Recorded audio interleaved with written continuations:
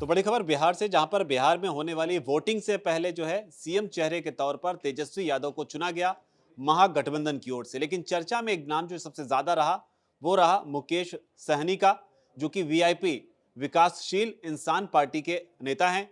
उन्होंने deputy CM का जो पद है उसे हथियाने के लिए, उसे हासिल करने के लिए अपना दावा जो है ठोक दिया कि अगर चुनाव महागठबंधन जीतता है तो फिर डिप्टी सीएम वो बनेंगे। लेकिन होटल में क्या कुछ हुआ, किस तरीके से उन्होंने यहाँ पर मौके को लपका, वो जानकारी बेहद दिलचस्प है।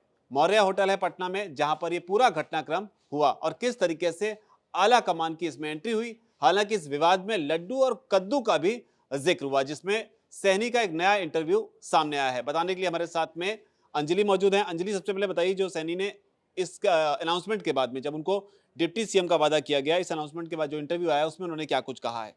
बिल्कुल शेखर जी, देखिए जैसे कि आज सुबह से ही बात कर लेते हैं जब वो होटल पहुंचे हैं। 11:30 बजे बताया जा रहा है या 11:30 के बाद लगभग कुछ इस तरीके का समय था। जब वो होटल पटना के होटल मौर्या में एक स्वीट में अशोक गहलोत जो है रुके हुए थे, उनके साथ तमाम जो महागठबंधन के मेन नेता हैं वो भी थे और वहां पे मौजूद थे मुकेश सहनी भी। स्वीट में रुके थे, ये खास बात है क्योंकि ये एक आम होटल का कमरा नहीं होता। जब हम होटल की बात कर रहे हैं तो वो कमरा जो होता है आम नहीं होता है। स्वीट में ये होता है कि 2 से 3 कनेक्टेड रूम्स होते हैं, क्योंकि यहाँ पे पूरी गठबंधन वहाँ पे जुटी हुई थी और इस बात पे चर्चा होनी थी कि मुख्यमंत्री उम्मीदवार किसे बनाया जाएगा, ये तमाम चीजें। तो कनेक्टेड रूम यहाँ पे लिया गया था।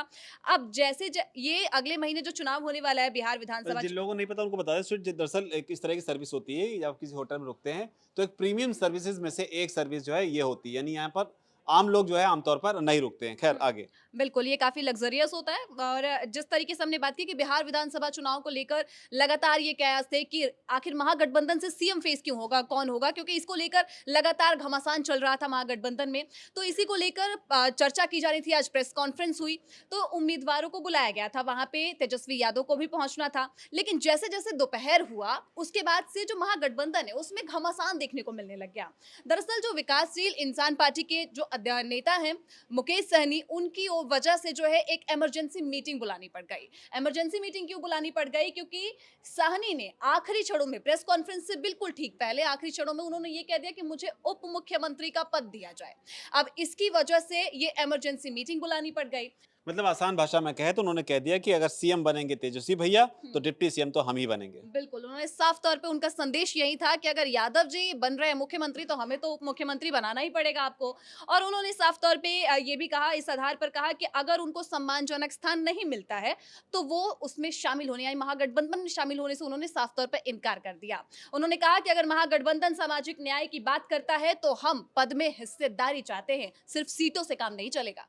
और दरअसल जैसा कि हम बात कर रहे थे कि उन्होंने ये दावा कैद कर दिया कि अगर भाई मुझे उप मुख्यमंत्री का पद नहीं मिला तो मैं तो छोड़ दूंगा, वो महागठबंधन छोड़ने के लिए भी तैयार हो गए थे। तो ये सारा जो ड्रामा शुरू होता है वो कॉन्फ्रेंस होने से, जो प्रेस कॉन्फ्रेंस आज हुई है जिसमें कि तेजस्वी यादव को मुख्यमंत्री उम्मीदवार बना दिया गया है, उससे कुछ घंटे पहले ये ड्रामा शुरू हुआ, जिसमें कि ये कहा गया कि साहनी जो है मौर्या होटल में रुके हुए थे। विपक्षी गठबंधन के अन्य वरिष्ठ नेता भी थे, कांग्रेस के अशोक गहलोत भी उसमें मौजूद थे। अब ऐसा माना जा रहा है कि प्रेस कॉन्फ्रेंस के लिए जो एक गैदरिंग पॉइंट कह सकते हैं, वो अशोक गहलोत का ही स्वीट था जिसमें सभी लोग रुके हुए थे।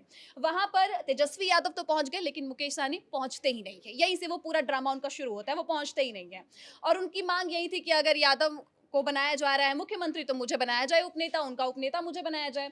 उन्होंने साफ तौर पे कहा कि 25 सीटों की मांग दरअसल वो कर रहे थे। तो उन्होंने कहा कि अगर हम 25 सीटों से कम पर मान चुके हैं, हमें सिर्फ 15 सीटों की मांग की है, हमें मिली है सिर्फ 15 सीटें, तो मेरे को एक यही उम्मीद था कि मुझे उप मुख्यमंत्री बनाया जाएगा। इसी उम्मीद पर वो 15 सीटों पे मान गए, क्योंकि हम लगातार देख रहे थे कि वो 25 सीटों की मांग अपनी पार्टी के लिए कर रहे थे। लेकिन अंत में एकदम अलग होता है, सिर्फ 15 सीटों पर ही वो मान जाते हैं। तो उन्होंने कहा कि मैं इसीलिए माना क्योंकि मुझे ऐसा लगा था कि मुझे उप मुख्यमंत्री बनाया जाएगा। साथ ही उन्होंने ये भी कहा कि अगर मुझे उप मुख्यमंत्री नहीं बनाया जाता है, तो मैं अपने समर्थकों के सामने कैसे जाऊँगा? मैं उनका सामना कैसे करूँगा? मैं अपने समर्थकों के पास वोट माँगने किस मुँह से जाऊँगा? उनका ये कहना था। साहनी की घोषणा से महागठबंधन की ओर बीच में जो है अब उसी प्रेस कॉन्फ्रेंस के थोड़ा-सा पहले अब ये तनाव एक बार फिर से देखने को मिल गया और ये घमासान इतना ज़्यादा बढ़ा कि दिल्ली हेडक्वार्टर कांग्रेस के ऑफिस में जो है फ़ोन लगाना पड़ गया। अशोक गहलोत ने फ़ोन लगाया, क्योंकि राजद के प्रमुख ने ये कहा था उनको कि भाई अगर हमारी पार्टी जीतती है, गठबंधन चुनाव जीतता है, तो हर पार्टी सरकार का ही हिस्सा होगी। ये आश्वासन उनके लिए लेकिन काफ़ी नहीं था, इसी वजह से दोबारा से फ़ोन लगाया गया और कॉल लगाते ही ये पूछा गया कि क्या साहनी को संभावित उप मुख्यमंत्री बनाया जा सकता है? जवाब था यस। यस, तो यानी कि आलाकमान ने निर्देश दे दिए, संभवतः जो है सोनिया गांधी से या राहुल गांधी से बात जो है गहलोत की हुई होगी कि अब सैनी का करना क्या है, यहाँ पर सैनी तो अड़ गए हैं। तो इस पर उनको यस का जवाब मिला, लेकिन इसके पीछे की वजह क्या थी, क्या कैलकुलेशन थी? बिल्कुल सीधे शब्दों में एक लाइन में मैं बताऊं तो ये पार्टी जानती थी कि विकल्प उनके पास है नहीं, क्योंकि मल्लाह समुदाय के जो वोट है वो पूरी तरीके से कट जाते, मल्लाह समुदाय का वोट बैंक कट जाता। और इसके अलावा सिर्फ उनसे ही नहीं पूछा गया, वामपंथी नेता दीपांकर शर्मा जो कि नीचे इंतजार कर रहे थे सीढ़ियों पर, उनसे भी पूछा गया और उनका जवाब आया ओके। तो यानी कि ठीक-ठाक, उनका जिस तरीके से उनका जवाब था ओके, तो वो भी राज़ी हो गया और इस तरीके से मुकेश सहनी जो कि बॉलीवुड सेट के डिज़ाइनर थे, उनका रास्ता तय हो गया उप मुख्यमंत्री का। तो कहीं न कहीं संभावित तौर पे अब वो बिहार के, अगर पार्टी जीतती है तो दूसरे सबसे शक्तिशाली व्यक्ति बन सकते हैं, जो कि बॉलीवुड के सेट डिज़ाइनर से निकले हैं। तो कुल मिलाकर ये है कि सैनी को अगर ये साध रहे हैं, कांग्रेस ने कह दिया यस, आलाकमान ने यस हुँ, कह दिया, उसके अलावा जो है लेफ्ट ने भी कह दिया हुँ। ओके, आरजेडी भी तैयार हो गई है। अब उनको उप मुख्यमंत्री का पद जो है ऑफर किया जाएगा अगर जीतती है। लेकिन जो बड़ी बात ये है कि सैनी का इतना वेटेज क्यों है?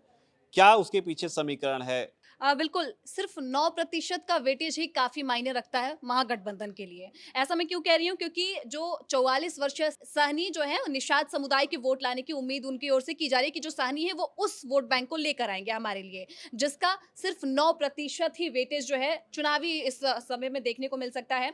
मल्लाह समुदाय जो कि निषाद समुदाय की उपजाति है, पूरे बिहार में ये फैला हुआ है और इसके साथ ही कुछ निर्वाचन क्षेत्र, हालाँकि पूरे बिहार में, लेकिन जहाँ पर सबसे ज़्यादा इसका वर्चस्व देखने को मिलता है, सबसे ज़्यादा प्रभाव देखने को मिलता है, वो है मिथिलांचल और सीमांचल क्षेत्र, जहाँ पे इनका प्रभाव है।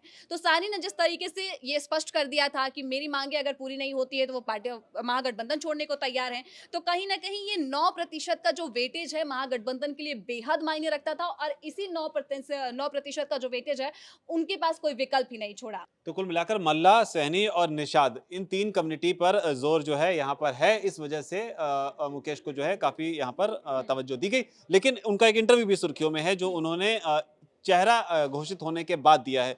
उसमें उन्होंने क्या कुछ कहा? क्योंकि इसमें उन्होंने लड्डू और कद्दू एक नए तरह की लड़ाई जो है यहाँ पर शुरू हुई, वो क्या मामला है? बिल्कुल, आपको बता दूँ कि उन्होंने इंटरव्यू में ये कहा कि वो बहुत खुश हैं। उन्होंने कहा कि आज़ाद भारत में पहली बार बिहार प्रदेश में निषाद समाज का बेटा सरकार बनने पर उप मुख्यमंत्री बनेगा। इसके साथ ही उन्होंने ये भी कहा कि बीजेपी डोरे डाल रही थी, लेकिन उस विचार से हम बदले हुए हैं। निषाद समाज जो है वो मजबूती के साथ महागठबंधन के साथ है और उन्होंने ये भी दावा किया है कि बिहार में सभी 243 सीटों के पर जो है वीआईपी की ताकत है, यानी उनकी पार्टी की ताकत है। 150 सीट से ज़्यादा महागठबंधन जीतेगा और जेडीयू के पेट में अब दर्द हो रहा है। ये लोग मल्लाह के बेटे को आगे बढ़ने नहीं देना चाहते हैं। जेडीयू ने एक पोस्ट में कहा कि 2.6% मल्लाहों को तेजस्वी फॉर्मूला के तहत लड्डू मिला है। इसी पर मुकेश सहनी ने पलटवार कर दिया और उन्होंने कह दिया कि जेडीयू ने भी लिखा कि 18% मुस्लिमों का कद्दू मिला है। तो उन्होंने लड्डू कहा तो इन्होंने जवाब में कद्दू बता दिया। तो कुल मिलाकर ये लड़ाई जो है एक अलग तरीके से कॉमिक मोड पर भी जा रही है, लेकिन फिलहाल ये है कि इससे पहले जब खबरें आई थी इसमें बताया गया था कि कई सारी ऐसी पार्टियां महागठबंधन की हैं जो एक ही सीट पर अपने प्रत्याशी उतार रही हैं, जिसकी सफाई के तौर पर ये कहा गया था कि फ्रेंडली फाइट जो है वो यहाँ पर होगी। लेकिन अब जो बड़ी डेवलपमेंट हुई है वो ये हुई है कि फ्रेंडली फाइट की जगह पे अब उन कैंडिडेट्स को विड्रॉ करने की भी जो प्रोसेस है उसे स्टार्ट कर दिया गया है। खुद सैनी ने इसे कंफर्म किया है, कई सीटों से अब कैंडिडेट्स को विड्रॉ भी किया जा रहा है ताकि आरजेडी की जो राह है वो आगे आसान बनाई जा सके। इस पूरे घटनाक्रम पर आपकी क्या राय है? नीचे अगर कमेंट सेक्शन पर आप वो ज़रूर लिखें।